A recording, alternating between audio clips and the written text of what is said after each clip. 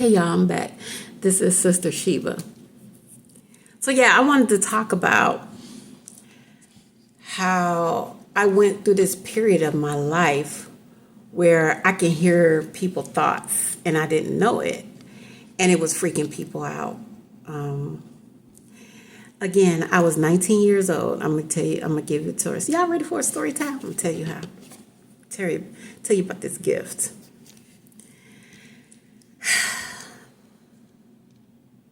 Remember, I was with the Hebrew Israelites. And one thing about the Hebrew Israelites, I didn't tell them about these gifts. A lot of times I don't tell people about my gifts initially because they get real spooky, they get real scared, and religious doctrine has taught people to hate people like me, to demonize and villainize people like me. So I'm always, in the past I was super careful. And I was with the Hebrews for years, and we all lived together in what we call these nation houses. And so I didn't know, but we were doing a lot of detoxing. We was doing a lot of prayers. We were fasting on the Shabbat, And all those things, unbeknownst to me, was causing my gift to go on overload, like my gift just multiplied by 1,000. And it was always after like fasting, not eating for days, like 2 or 3 days, or maybe I fast for a couple of weeks. But we was always praying on the Shabbat. I was doing a lot of prayers, and I was just talking to God a lot.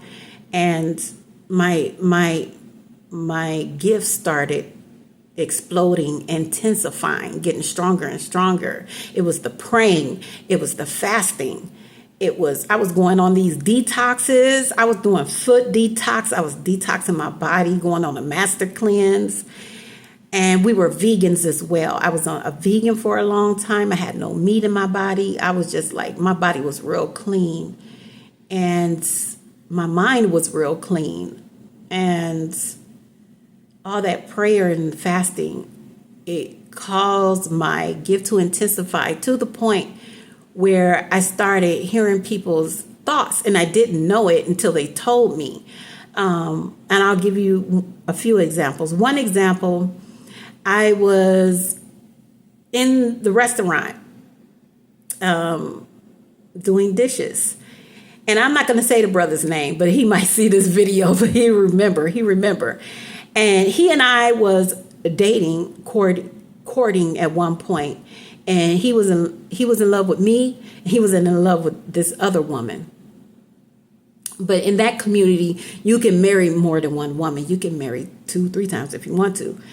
So he was behind me. We were talking, having a good day, having a good time, and he was behind me. But I was washing dishes. I was really into the dishes. And I was washing dishes, and he was behind me. And I heard him say, I'm so confused. I feel guilty and I'm so confused. He said something like that. And he was saying to himself in his mind that he had a hard time because he really loved me. And I'm hearing these thoughts. I thought he was saying it out loud. Okay? I thought he was saying it out loud. I'm washing the dishes and he's thinking these thoughts. But I heard them. I didn't know that I was hearing his thoughts. His thoughts were so loud, it sounded auditory. It sounded like he was saying it. It sounded like he was saying it out loud. That's how loud his thoughts were to me. So when he was thinking these things, I turned around and I told him, I said, look, go ahead and marry the other woman, and I'll wait. Either you can marry me next. Don't worry. That's what I told him. Don't worry about it. I'll just wait. Just relax, calm down. Don't worry about it. I said something like that, but I just turned around and said it. So he stood at me and looked at me like this. And I was like, don't worry, chill. I hear you. It's okay. Right? And he just stood there stunned. He was just like, he didn't move. His eyes was just big because he was thinking a thought, and I turned around and answered him. So he was confused, and I was confused why he was standing there looking like that. And I was like, don't worry about it. And I just walked away. I just walked away. That was the first time I heard somebody's thoughts, and I turned around and answered them, and it scared them. Standing there stunned, like frozen. That was the first time. But I wasn't aware that I did it when I did it. I thought he said it out loud. I like to swear I heard it say out loud. He didn't say nothing. I didn't say nothing. I just went on by my day.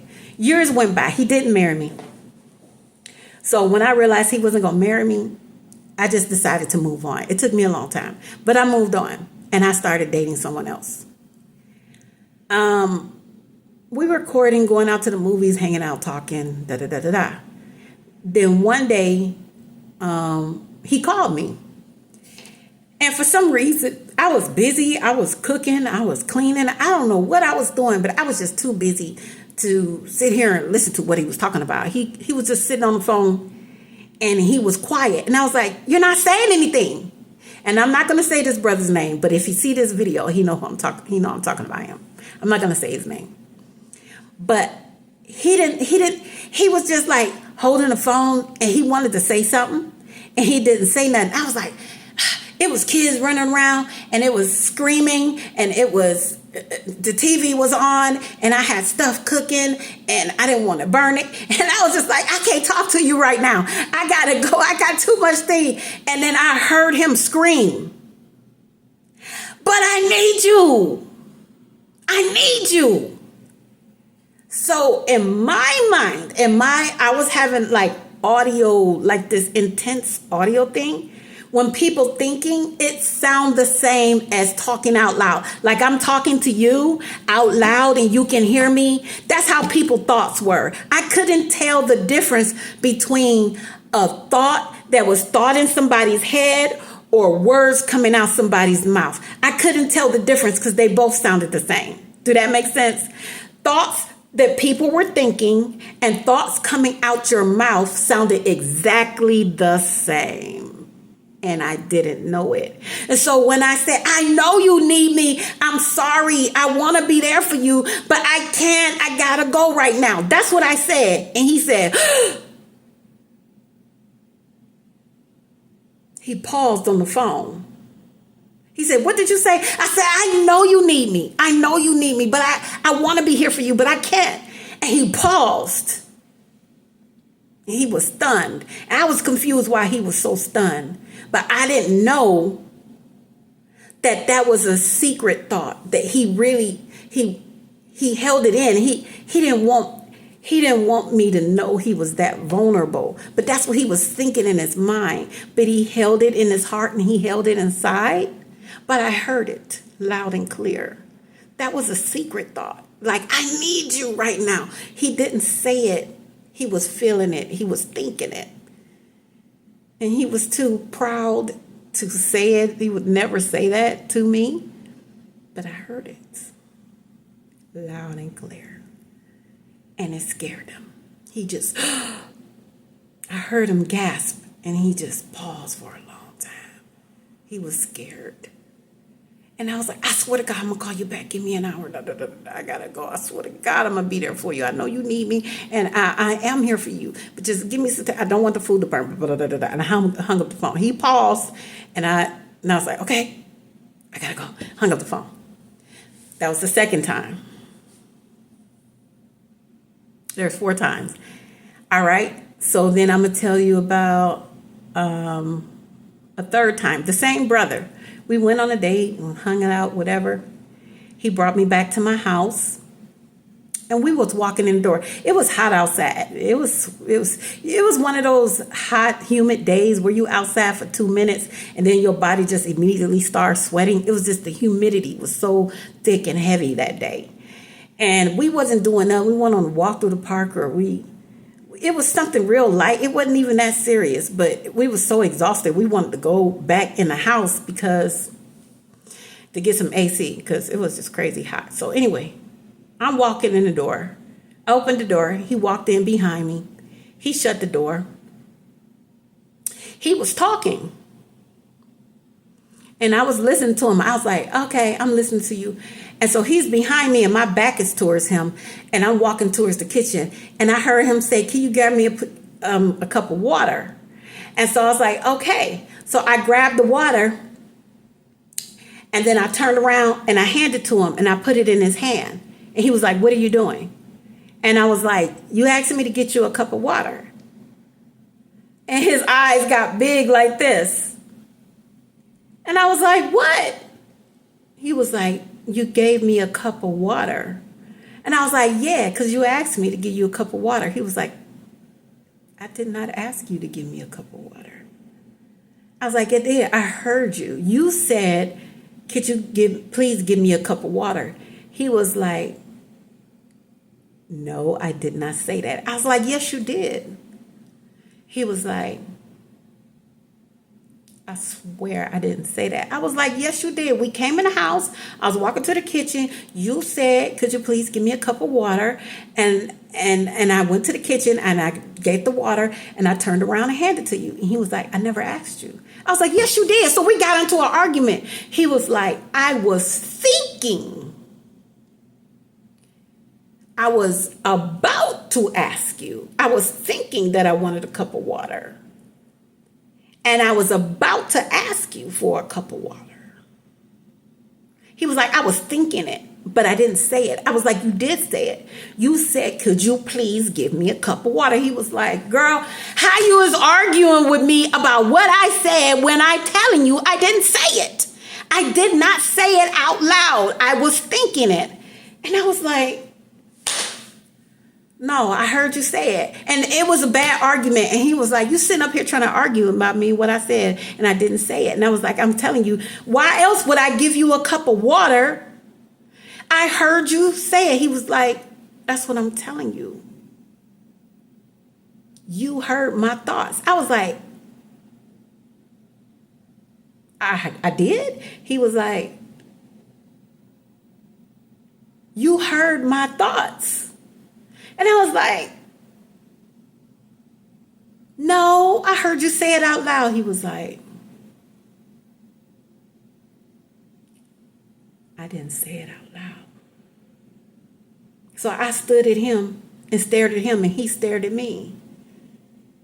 And I stared at him and he stared at me. And he was like, you heard my thoughts. You didn't hear me speak a sound. You heard my thoughts.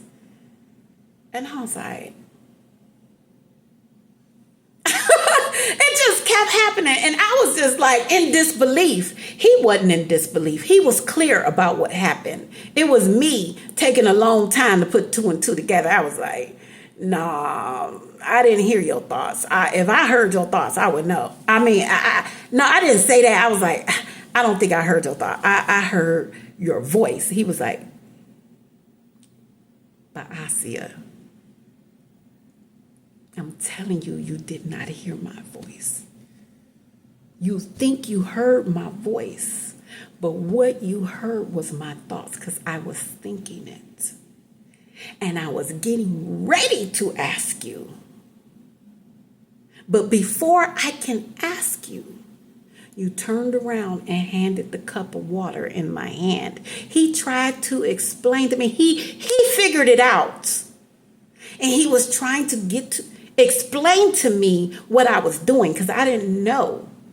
It sounded the same. His thoughts and his voice box sounded exactly the same. I couldn't tell the difference. He had to explain it to me. And I still didn't get it. It took a while for it to dawn on me because he was just stunned. He was just staring at me. And he left. But it when I was doing these things, I didn't know I was doing it. And it would make people nervous. People was getting real nervous. And it was like whispers going around that I was a witch. And I was like, what the fuck? What y'all talking about? Witch? They was like, you're a witch. was like, I ain't no damn witch. I don't know nothing about witchcraft. I don't know nothing about a spell. I never learned the spell. I never even looked it up. I don't never heard of one. I don't know nothing about that. I'm with y'all. I'm in here reading the Bible all the time and praying all the time. I don't know anything, no witchcraft. I don't know what y'all talking about. These people did not understand me. But a lot of it comes from misogyny. A lot of them come from internal racism. And a lot of them come from patriarchy, hatred towards women. That's why they couldn't understand me. They didn't want to. They was trained not to. They was trained to attack. But if a man had these gifts, oh, he would be celebrated. He will be praised. And we can go on about the men in the Bible who had special gifts, interpreting dreams and things like that. They're praised. But a woman, oh no, we can't have that. We don't want women to have any confidence, any spiritual gifts, any spiritual powers. In no way. You subservient. You a slave. You beneath me, right? You're here to serve. You're not here to be greater than me. Men are very competitive too. They'll get jealous. As a woman, I'm just speaking on my behalf from my experience. As a woman, I could just be mad in my business, just living my life, and a man would be jealous of me. I could be mad in my business and just living my life, la-di-da, just having a good time. Mad in my own little business, just skipping, just enjoying living on earth. And a man will get very jealous, competitive, and come after me. Because he sees something in me. He'll see I'm happy, I'm beautiful, things are going great. They're just really competitive. I just wish men would just compete with each other and leave women alone, because we're not thinking about you, and we're not trying to compete with you. If I got this gift, it's natural. It's doing what I'm supposed to do. If you get jealous of my gifts, that's a you problem. That don't have nothing to do with me. Y'all need to really sit down and look in the mirror and evaluate what's going on. And leave women alone. But anyway, yeah, those people didn't understand me because of their religious indoctrination. It's a difference between being in a religion and that religion is teaching you to be spiritual, be closer to God, and being a better person, and all of that. All of that is good, and how to overcome the challenges in life. I think that was what spirituality is supposed to be for. But then spirituality has gotten corrupted, and now it's a tool to enslave people, to enslave black people, to enslave women, to enslave black women, to enslave all of humanity, to manipulate, to get schmegs out of people. Religion is used for that. Used to get money out of people. It's just been corrupted. So anyway, yeah, getting back to hearing thoughts. Okay, the last one I'm going to mention is this young lady. I'm not going to say her name because she's if she ever come across this video, she's going to say, oh yeah, that was me. I remember that day. So one day I was working in a restaurant. It was a restaurant ran by Hebrew Israelites. I was working and we had a festival. I'll never forget it. I think I was like 19, 20, something like that. We had this festival. I had just came off this fast and started working for the festival. And I was in the restaurant packing up, heating up the food, packaging it, and putting it on the truck. The truck would drive the food to the festival, unload the food, and it was already people there serving the food. So the truck just kept coming back and forth from the restaurant to the festival, from the restaurant to the festival. And I was running the whole thing, and I was putting the food together. And I kept hearing this sister, I'm not going to say her name. She kept saying, don't forget the napkins. Don't forget the napkins. Because apparently they ran out of napkins, and it was so bad at the festival. The people was complaining. I didn't know it, but I heard her. She was literally at work. So she was at work doing her job downtown Cleveland, wherever she worked, somewhere in Cleveland. But she was still running the festival on the administrative side. She was still doing her thing at the same time when she was at work. But I kept hearing her loud. Her voice was loud. It was driving me crazy. I'm cooking, I'm prepping, I'm putting things. And I kept hearing her voice because I know what her voice sounded like. She kept saying, don't forget the napkins. Don't forget the napkins. Don't forget the napkins. Don't forget the napkins. For the love of God, don't forget the napkins. And I'm like, ah! I was like, what's so-and-so phone number? It's chaos going everywhere. People asking me, where's this and where is that? And I need this and hurry up. How much more time? How many more? I'm like 5 minutes. How much more time? Okay, over there, I need you to bring this up. So I'm delegating. I'm quarterbacking everything in the kitchen. But I had to stop what I was doing in the middle of that chaos. Because, baby, I couldn't take it no more. I couldn't take it no more. And she was screaming. I don't know who she was talking to. Maybe she was, but she didn't call me. She didn't say, hey, Baasia, don't forget the napkins. She didn't call me. She just kept saying it. So I think she was reminding herself. I don't know if she was just reminding herself, don't forget the napkins. Or she was hoping in her mind, I hope she don't forget the napkins. But baby, wherever she was, way downtown, she was miles away. I was in the suburbs. She was, I don't know, maybe 45 minutes, an hour away at work. But it was loud in my head. And I was like, oh, it was like a broken record. And I stopped everything I was doing. And people was mad. It was chaos. And I was like, give me so-and-so phone number. And I called her. When she picked up the phone, I was like, okay. I didn't say hi. I didn't say hello. Hey girl, how you doing? I didn't say none of that. Soon as she picked up the phone and said hello, I was like, okay, I got the napkins. They on the truck. Stop saying it. I got the napkins. Just stop saying it. Stop thinking it, because I can hear you. I can hear you loud and clear. It's driving me crazy. Don't worry no more. I literally put the napkins, all of them. All the napkins is on the truck, and the truck is on the way. And she just paused. Okay? And she was like, okay. And I just hung up on her and I went back to work.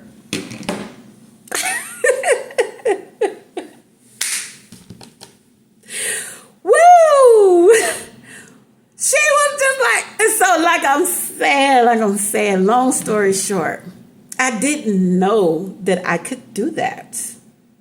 And by that time, I was like 19 or 20. I didn't know. It took me a minute to realize, especially that argument after that brother, that I realized I can hear people's thoughts. I didn't know I can do that until I was like 20. I already knew I had spiritual gifts since I was 5. But the older I get, it started to reveal I can do a whole bunch of things. I can do a lot of stuff. And I promise you, I'm not trying to scare nobody, but it needs to be known that humans can do more than what they told us we can. We can do a lot more. Our bodies, our brains, our bodies is powerful. And to be honest, I do have a gift. My senses are very, very heightened. But the truth is, all humans can do this. You just have to know you can do it. You have to train. You have to train to do it. Again, I didn't know all of that fasting and all of that prayer and all of them Hebrews prayers would just bing, just put my gifts in overload. They enhance my gift like, I didn't know I could do that. But I didn't know living the lifestyle that I was in, them vegan food. I didn't know that lifestyle was going to trigger my spiritual gifts to just kick in. My body needed to be detoxed and cleaned out. I didn't know that. It was clogging up my spiritual antennas. Who knew? I didn't know until I started hanging with the Hebrews and cleaning out mentally, cleaning out spiritually and physically, especially the physical part. Probably the Hebrew prayers had a lot to do with it. and me focusing on my relationship with the Most High, man. Whew. But the problem is they started calling me all kind of names and stuff, and they were being very cultish. And I'm saying that from a very serious, a very humbling place, which I really appreciate. A lot of the things that the Hebrew Israelites taught me, I do. There was good and there was bad. There was very good and then there was very bad things. On the bad end, they were very cultish, like most religious institution. They want to control people. They want to use you for schmegs. They want to use you to enslave you. And I was going through that. I was learning some spiritual things, but in exchange for that, I had to agree to things that I didn't, I had to agree to things that I didn't want to agree to. And, if you really care about somebody, you give them the spiritual knowledge and you keep it moving. You don't give them spiritual knowledge and be like, well, and in exchange for me giving you this spiritual knowledge, you need to marry me. Because I gave you this spiritual knowledge, you need to give me your inheritance. You need to give me all the money you got from your inheritance. You need to give me your land. You need to give me your house. That's how they was doing. And you owe us. You need to give us. And it wasn't like, can I have these things? Or could you give us a percentage or a portion? Sometimes they would ask you for the percentage, but the majority of the time they was coming gangster. Like, this mine, take it out your hand. This mine, you owe us. And that's the thing. And when I left them alone, I felt so much better. Oh my gosh. It was so toxic. And that's not what spirituality is about. That's not what life is about. Dominating and controlling other people. Spiritually, mentally, emotionally, financially, sexually, anyway. Okay. So getting back to the hearing thoughts. And so those are the 4 instances when I was able to hear people's thoughts. And the reason why, how that came about, that's my story. That I didn't know I could hear people's thoughts. I knew I was very sensitive. I knew I could pick up on when things are wrong. I knew that I had a special gift where I could see things and feel things and hear things that other people, I already knew I had that. And I still had that gift. I still was using it. I wasn't very outspoken about it, and I wasn't very obvious with it. But when I started hearing people's voices, not voices, when I was hearing people's thoughts, it was very obvious. Couldn't hide it. There was no way I could hide that. It became obvious. Then people started whispering. That's when the whispers started. Like, oh, she's psychic. She's a psychic. Oh, she's psychic. Oh my God, it's evil. She's from the devil. She's a spawn of the devil. It was crazy. They stopped speaking to me. They stopped talking to me. They was looking at me, rolling their eyes and whatever. But anyway, I don't care about them anymore. I don't care about what they think. What I care about is getting this message out to others. People who are like me, people who have spiritual gifts like I have, that's very intense, and then they can do other things.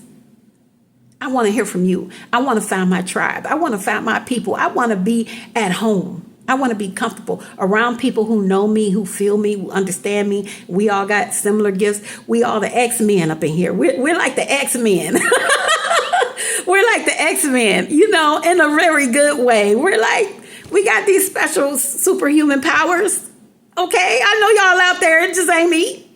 I know y'all out there. We need to find each other. We need to get around each other. We need to form the Justice League and come together. But anyway, yeah, I just wanted to share my story, and I encourage you all to share your story and email me and inbox me and tell me what you think in the comments. And if you had the same, experience, if you have had the same experience, you need to stop what you're doing and upload a video. Don't forget to comment, and upload the video and tell me what you think. Tell me what you think. And if you made a video, tell me in my comments that you made a video or you're going to make a video. You need to get your story out there. We need to be informing humanity about certain things right now. It's the time. The time is now. We have to do it. We have to come out our shell.